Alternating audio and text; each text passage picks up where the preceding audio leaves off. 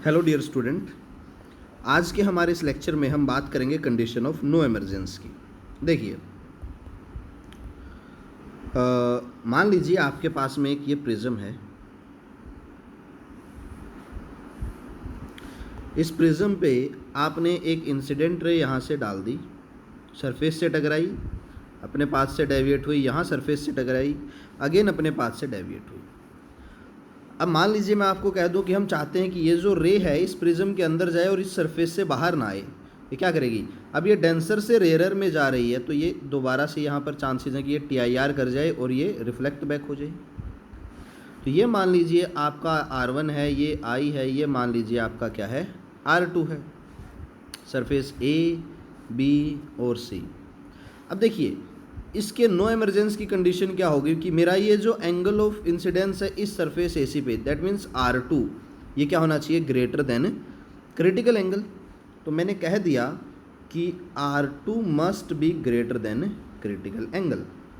ये मेरी पहली इक्वेशन बन गई। यहाँ से मैं एक चीज़ और कह सकता हूँ। क्या कह सकता हूँ कि मेरा जो R1 प्लस R2 है ये किसके बराबर है? A के बराबर। मुझे R2 निकालना है, तो यहाँ से R2 की वैल्यू क्या आ जाएगी? A minus R1। अब यहाँ पर एक बात ध्यान रखना, R2 मेरा ग्रेटर देन क्रिटिकल एंगल भी होना चाहिए और बिल्कुल मिनिमम होना चाहिए। कैसे भाई? मान लो कि मेरा क्रिटिकल एंगल है 15 डिग्री, तो जो R2 की वैल्यू है वो अगर मेरी 15.1 डिग्री भी होगी तो भी क्या हो जाएगा? मेरा TIR हो जाएगा। यानी कि R2 की वैल्यू क्रिटिकल एंगल के बाद कम से कम होनी चाहिए। तो R2 की वैल्यू कम से कम लेकर आने के लिए हम क्या कह देंगे? A माइनस, अब R1 क्या होना चाहिए मेरा? ज़्यादा से ज़्यादा, मैक्सिमम। ठीक है, ओके। अब देखिए, मुझे मिनिमम R2 की वैल्यू निकालनी है, तो मुझे क्या चाहिएगा? मैक्सिमम R1 चाहिएगा। अब मैक्सिमम R1 के लिए मैं सरफेस इस AB को यूज़ कर लेता हूँ। कह देता हूँ मैं ऑन सरफेस AB। अब सरफेस AB के ऊपर क्या होगा? ये मान लीजिए μ1 है इक्वल टू 1 है, ये मान लीजिए μ2 है इक्वल्स टू μ है। तो क्या आ जाएगा? μ1 इंटू में sine of I is equals to μ2 into में साइन ऑफ R। μ1 की वैल्यू तो 1 होगी, जहाँ से अगर मैं आगे करता हूँ तो क्या बनेगा? देखिए, μ1 की वैल्यू तो 1 होगी, sine of I is equals to μ2 की वैल्यू क्या होगी? म्यू क्या आ जाएगा? Sine of R। अब यहाँ पर मेरा R मैक्सिमम हो जाए कब? जब I मैक्सिमम हो जाए। ठीक है, फॉर R1 है ये, सॉरी R1 है, ध्यान रखना। For R1 to be max I should be max, I भी मैक्सिमम होना चाहिए। अब इंसिडेंट एंगल की मैक्सिमम वैल्यू कितनी हो सकती है? मैक्सिमम वैल्यू तो 90 डिग्री हो सकती है। मैं I की वैल्यू मैक्सिमम 90 डिग्री पुट कर सकता हूँ, पुट कर देते हैं, सॉरी। अब देखिए क्या है कंडीशन में अपने पास में, sine of I is equals to mu into में साइन ऑफ R, और इसके मैक्सिमम के लिए इसकी वैल्यू 90 डिग्री होनी चाहिए। Sine of 90 degree is equals to mu into में साइन ऑफ R, और यहाँ से साइन ऑफ R की वैल्यू क्या आ जाएगी मेरे पास में? सोल्व करेंगे तो 1 अपॉन में म्यू, R1 है ये।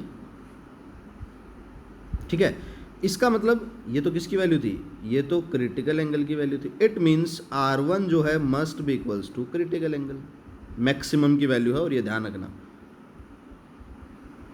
अब ये वैल्यू मैं अपनी इस इक्वेशन नंबर 2 में पुट कर सकता हूँ। तो मेरे पास में लिख देना यहाँ on putting it in equation 2, R2 minimum की वैल्यू क्या आ गई? A माइनस थीटा C, और इसको यूज़ कर लेंगे किस में? हम इक्वेशन 1 में। अब इक्वेशन 1 क्या थी? देखो यहाँ पर मेरे पास में R2 must be greater than theta C। अब यहाँ से वैल्यू पुट करूँगा तो A minus theta C must be greater than theta C, A must be greater than 2 theta C।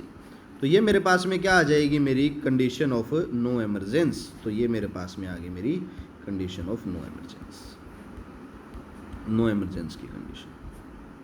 कुछ बच्चों को डाउट था कि R1 मिनिमम कैसे हो रहा है, सॉरी R2 मिनिमम कैसे हो रहा है, तो वो यहाँ से इससे आप ध्यान रख सकते हो कि R2 मिनिमम कैसे। ठीक है, नेक्स्ट जो है हमारे पास में वो है, अगर मैं टाइप कर लेता हूँ, नेक्स्ट जो है मेरे पास में वो है कंडीशन ऑफ ग्रेजिंग। अब कंडीशन ऑफ ग्रेजिंग देखते हैं। देखिए, मान लीजिए ये मेरे पास में क्या है, एक प्रिज्म है, लेट अस सपोज इस प्रिज्म के ऊपर इंसिडेंट लाइट हो गई है, यहाँ से ये क्या हो गई, रिफ्रैक्ट हो गई।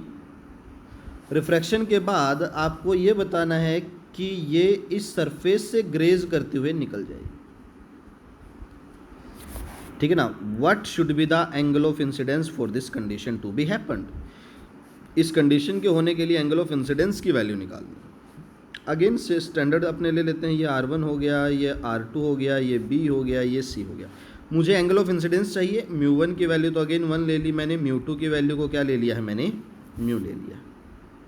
अब क्या होगा देखो चलिए, तो μ1 इंटू में साइन ऑफ I मेरा किसके बराबर हो जाएगा, μ2 इंटू में साइन ऑफ R1 के। μ1 तो 1 हो गया, तो साइन ऑफ I मेरा किसके बराबर हो गया, μ2 म्यू हो गया साइन ऑफ R1 के। अब मेरी एंगल ऑफ इंसिडेंस की वैल्यू आ जाए, अगर मुझे R1 की वैल्यू पता लग जाए। अब R1 की वैल्यू क्या है, मुझे तो पता है कि एंगल A मेरा किसके बराबर है, R1 प्लस R2 के। अब देखो ये एंगल यहाँ पर 90 डिग्री है, इसका मतलब R2 मेरा किसके बराबर है, क्रिटिकल एंगल के। तो मुझे R1 चाहिए, तो R1 बराबर क्या आ गया, A माइनस R2, और ये किसके बराबर आ गया, A minus critical angle. Put कर दिया मैंने, मान लो ये इक्वेशन 1 थी इसमें। तो मेरे पास में क्या बन जाएगा, देखिए यहाँ से मेरे पास में बन जाएगा sine of I is equals to mu into में sine of A minus theta C। अब अगर मैं इस फॉर्मूले को ओपन करूँ यहाँ से, तो मेरे पास में क्या बन जाएगा, तो मेरे पास में बन जाएगा यहाँ से देखिए sine of I is equals to mu into में, तो ये क्या लिख सकता हूँ मैं, साइन A कोस B, तो sine A cos B minus cos A sine B लिख दिया मैंने, आइडेंटिटी ओपन कर ली। अब मुझे क्या चाहिए, देखो साइन थीटा सी की वैल्यू चाहिए, कोस थीटा सी की वैल्यू चाहिए, कोई प्रॉब्लम नहीं है। मुझे पता है साइन थीटा सी तो क्रिटिकल एंगल है, किसके बराबर होगा, 1/म्यू के। और मुझे पता है sine square theta C plus cos square theta C is equals to 1, तो यहाँ से कोस स्क्वायर थीटा सी की वैल्यू क्या आ जाएगी, 1 minus sine square theta C, और कोस थीटा सी की वैल्यू क्या आ जाएगी, under the root 1 minus sine square theta C. अगर आप इसको आगे सोल्व करेंगे तो यहाँ से क्या आ जाएगा, देखिए cos theta C is equals to 1 minus 1 over में म्यू का स्क्वायर अंडर द रूट। अब देखो साइन थीटा सी की वैल्यू आ गई, कोस थीटा सी की वैल्यू आ गई, यहाँ पुट करके आप एंगल ऑफ इंसिडेंस निकाल सकते हो। लेट अस सपोज इक्वेशन 3 है, तो आप इसे अब सोल्व कर लेना ऑन सॉल्विंग या on putting this in equation 3। आगे काम अब ये आपका है कि आपको इसे सोल्व करना है, ठीक है। सॉल्यूशन के बाद आपके पास में ये रिजल्ट आ जाएगा, ठीक है ना, सोल्व आप कर लेना। देखिए नेक्स्ट है हमारे पास में condition of minimum and maximum deviation. देखिए मैक्सिमम डेविएशन के लिए एंगल ऑफ इंसिडेंस 90 डिग्री होना चाहिए, एक्सपेरिमेंटल है ये। तो डेल्टा मैक्सिमम, डेल्टा बराबर I plus E minus A, angle of incidence 90 degree रख दिया, डेल्टा मैक्सिमम बराबर 90 प्लस E माइनस ए आ जाएगा, ठीक है ना। और मिनिमम डेविएशन के लिए मैं इस ग्राफ से अगर देखूं तो मेरा यहाँ पर मिनिमम डेविएशन कब है, जब मेरा I और E दोनों क्या हो जाएं, बराबर हो जाएं। तो मैंने डेल्टा मिनिमम के लिए कंडीशन आ गई, I और E बराबर हैं, और मेरा R1 और R2 भी बराबर होना चाहिए। किसी के ना समझ में कैसे, तो यहाँ पर देखो इस सरफेस के ऊपर स्नेल्स लॉ लगा दिया मैंने, तो μ1 इंटू साइन I बराबर है μ2 इंटू साइन R1। अब इस सरफेस पे भी स्नेल्स लॉ लगा दिया, क्या आ जाएगा, μ2 इंटू में साइन R2 बराबर है μ1 इंटू में साइन ऑफ E, और मिनिमम के लिए I और E बराबर होना चाहिए, तो यहाँ पर मैं I रख दूंगा। इन दोनों इक्वेशंस की एक साइड बराबर है तो दूसरी साइड भी बराबर होगी, तो यहाँ से मेरा R1 किसके बराबर आ गया, R2 के। तो ये मेरा R1 और R2 भी क्या होना चाहिए, बराबर होना चाहिए, ठीक है। तो यहाँ से डेल्टा मिनिमम की वैल्यू आ जाएगी। आज के लिए सिर्फ इतना ही। Thank you, have a great day ahead.